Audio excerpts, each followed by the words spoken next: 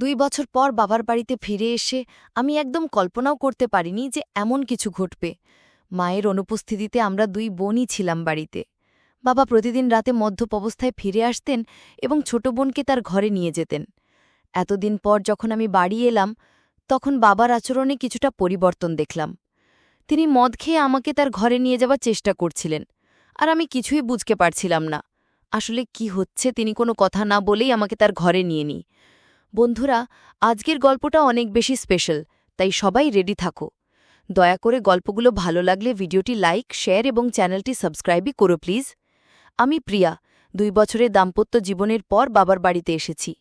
আসার পেছনে বিশেষ কোনো কারণ ছিল না। দীর্ঘদিন পর স্বামীও বলল যে বাবার বাড়ির খবর নেওয়া উচিত। তবে এতদিন না আসার মূল কারণ ছিল বাবার মদ্যপানের অভ্যাস।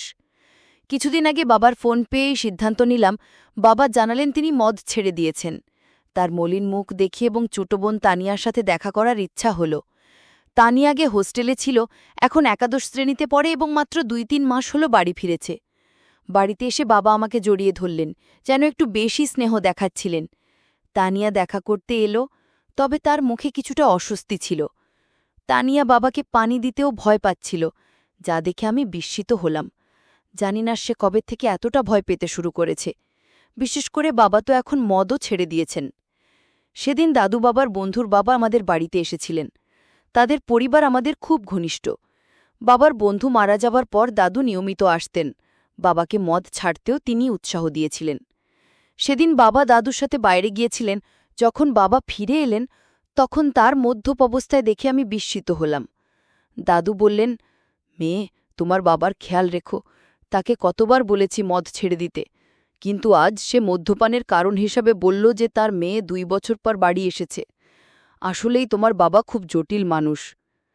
আমি যখন বাবাকে তার ঘরে পৌঁছে দিতে যাচ্ছিলাম, তখন তিনি আমাকে এমনভাবে ধরে রাখলেন যেন আমি তার স্ত্রী। পরের দিন সকালে শ্বশুরবাড়ি ফেরার জন্য প্রস্তুত হলে বাবা আমাকে থামিয়ে বললেন, কোথায় যাচ্ছ? এসেছ তো মাত্র ১ দিন হয়েছে।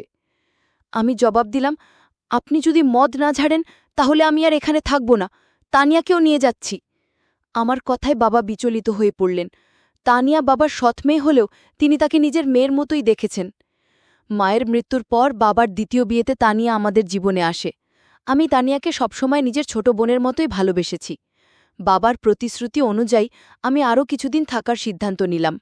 ১-২ দিন পর আমি তানিয়াকে নিয়ে বাজারে গেলাম। তার জন্য অনেক সুন্দর পোশাক এবং মেকআপের সামগ্রী কিনলাম। বাড়ি ফিরে আমি তানিয়াকে বললাম নতুন পোশাকগুলো পরে দেখতে। একটি পোশাক তাকে বিশেষ সুন্দর লাগছিল। আমি তাকে সাজতে বললাম, আর নতুন পোশাকে সে অপূর্ব লাগছিল।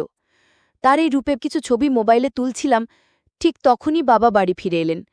বাবা তানিয়াকে দেখে মুগ্ধ হয়ে গেলেন। তিনি কাছে এসে তার কাঁধে হাত রেখে বললেন, আমার তানিয়া এখন অনেক বড় হয়ে গেছে, কত সুন্দর দেখাচ্ছে। তবে বাবার কথায় তানিয়ার কোনো প্রতিক্রিয়া ছিল না। মনে হচ্ছিল বাবার হাত তার কাঁধে রাখাটা সে একদমই সহ্য করতে পারছে না, আর সঙ্গে সঙ্গে সেখান থেকে সরে গেল। সেই রাতে আমি আর তানিয়া একঘরে শুয়েছিলাম। হঠাৎ ঘুমের মধ্যে দেখি তানিয়া কাঁদছে। প্রথমে ভাবলাম হয়তো কোনো দুঃস্বপ্ন দেখেছে, তাই ঘটনাটা এড়িয়ে গেলাম। কিন্তু কিছুদিন পর আবার দেখলাম একই ঘটনা। তানিয়া রাতে কাঁদছে। প্রতিদিন কি আর কেউ এত দুঃস্বপ্ন দেখে? তখন থেকেই আমার মনে সন্দেহ জাগতে লাগল। সেই রাতেই তাকে জাগিয়ে জিজ্ঞেস করলাম, তানিয়া, কি হয়েছে? তুমি কেন কাঁদছ? সে বলল, কিছু না, হয়তো কোনো খারাপ স্বপ্ন দেখেছি। তার কথা শুনে আমারও ঘুম চলে গেল। কিছুক্ষণ আমি নৈশবাতির আলোয় বসেছিলাম। হঠাৎ আমার দৃষ্টি পড়ল তানিয়ার দিকে। সে ঘুমের মধ্যে পাশ ভিড়ে শুয়েছিল। আমি খেয়াল করলাম তার শরীরে কিছু অস্বাভাবিক পরিবর্তন। আমার মনে হলো বিয়ের ২ বছর পেরিয়ে গেলেও আমার শারীরিক অবস্থায় তেমন কোনো পরিবর্তন আসেনি। কিন্তু তানিয়ার ক্ষেত্রে ব্যাপারটা সম্পূর্ণ আলাদা ছিল। তার শারীরিক পরিবর্তনগুলো স্পষ্ট ছিল। বাড়িতে ফিরে আমি লক্ষ্য করলাম তানিয়া সবসময় ঢিলেঢালা পোশাক পরছে এবং নিজেকে আড়াল করে চলছে। তখন বুঝতে পারলাম এর পেছনে নিশ্চয়ই কোনো কারণ আছে। মাত্র ১৭ বছরের একটি মেয়ের শরীরে এত পরিবর্তন কিভাবে হলো, তা ভেবে আমি অবাক হলাম। কৌতূহলী হয়ে আমি তার কলেজের কয়েকজন বন্ধুর সাথে কথা বলি এবং জানতে চেষ্টা করলাম তানিয়ার কি কোনো বিশেষ বন্ধু আছে। সবাই এক কথায় জানালো যে তানিয়া মোটেও সে ধরনের মেয়ে নয়, সে কখনোই দায়িত্বহীন ছিল না। তবে সমস্যা কোথায় তা আমার বুঝতে হবে। সেই রাতে যখন আমি ঘুমাচ্ছিলাম, হঠাৎ দেখি বাবা ঘরে এসে তানিয়াকে নিয়ে বাইরে চলে গেলেন। আমি সবকিছু চোখের আড়াল থেকে দেখছিলাম, কিন্তু কিছু বলতে পারলাম না। অনেকটা সময় পার হয়ে গেল। তানিয়া তখনও ঘরে ফিরছিল না। অবশেষে যখন সে ফিরে এলো, আমি খেয়াল করলাম তার হাঁটটা স্বাভাবিক নয়। সে বেশ অস্বস্তি নিয়ে চলাফেরা করছে। পরের দিন দুপুরে যখন তানিয়া কলেজ থেকে বাড়ি ফিরল, তখন আমি সরাসরি তাকে জিজ্ঞাসা করলাম, রাতে তুমি বাবার সাথে কোথায় গিয়েছিলে?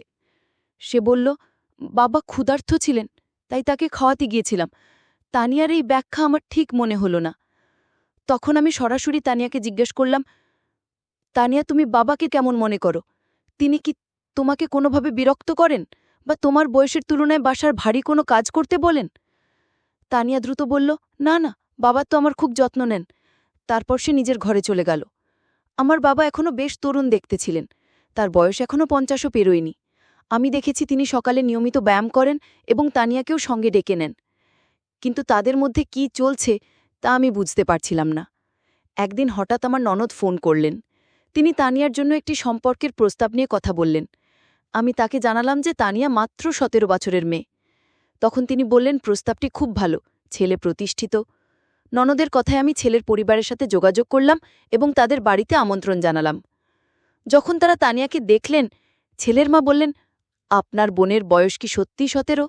দেখুন, এ মেয়ের শরীর এবং বয়সে বড় পার্থক্য রয়েছে।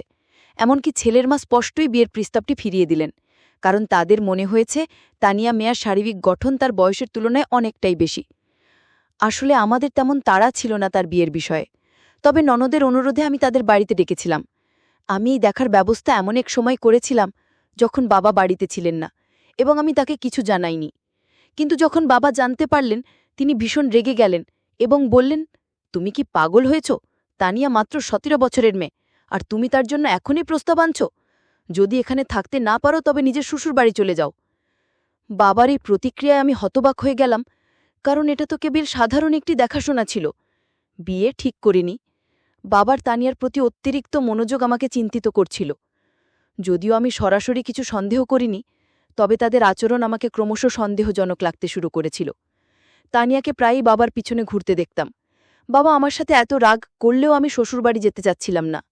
দাদাজি, যিনি আমাদের বাড়ির থেকে 2টি বাড়ি পরে থাকতেন, আমাদের মধ্যে এই সমস্যা লক্ষ্য করেছিলেন। তিনি বাবাকে বোঝানোর চেষ্টা করলেন যে মেয়ের সাথে এমনভাবে কথা বলা উচিত নয়। কিন্তু বাবা কারো কথা শোনার মতো অবস্থায় ছিলেন না এবং রেগে নিজের ঘরে চলে গেলেন। তার পেছনেই তানিয়া এক গ্লাস পানি নিয়ে ঘরে ঢুকে গেল, যেন বাবার প্রতি তার অতিরিক্ত খেয়াল ছিল।